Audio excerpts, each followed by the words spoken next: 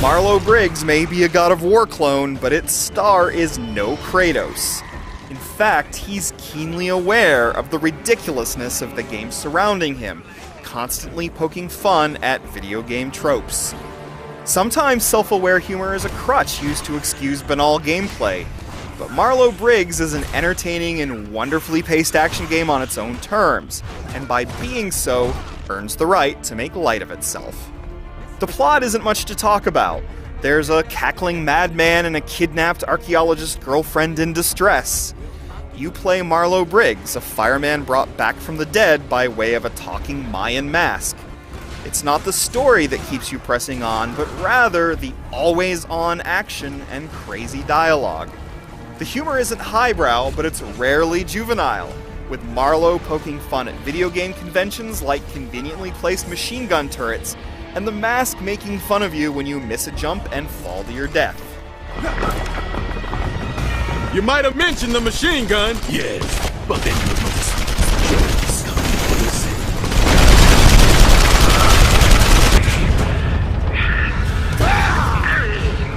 what happened?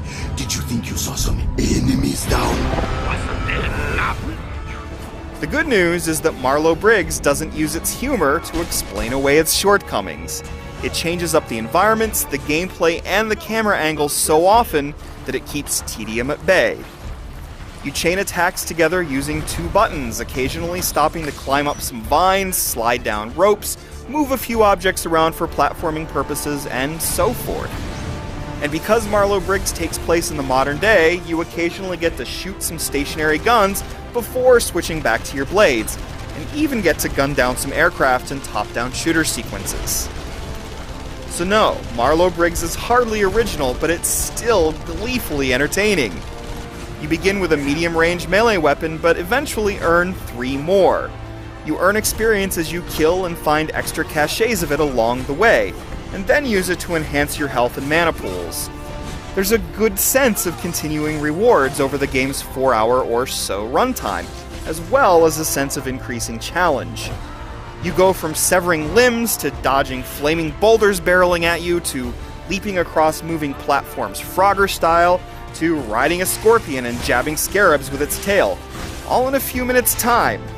The breakneck tempo is Marlow Briggs' best asset. The melee action is typically fluid and rewarding. Marlow tumbles and swipes about with ease in battle arenas, rewarding your button taps with colorful displays of violence. His lively animations make him look like he's having a good time, and that good time is infectious. It's in the details where things get a little messy. The platforming is functional, but the jumping doesn't have the responsiveness of combat, and the fixed camera angles aren't always ideal, leaving you to struggle during certain sequences. Boss fights are also problematic, springing QuickTime events on you that you barely notice in the corner of your screen. The static image cutscenes that mean to dramatically convey action are instead laughably anticlimactic. Luckily, Marlow Briggs' grand set pieces more than make up for the silly still image scenes.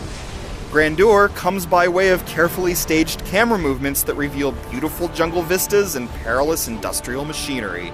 Its concepts may be familiar and its mechanics are not best in class, but Marlow Briggs keeps excitement levels high.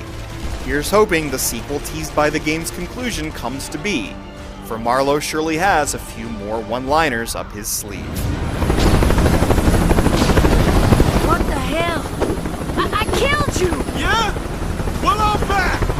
If at first you don't succeed. Hand to watch your head. Swing right.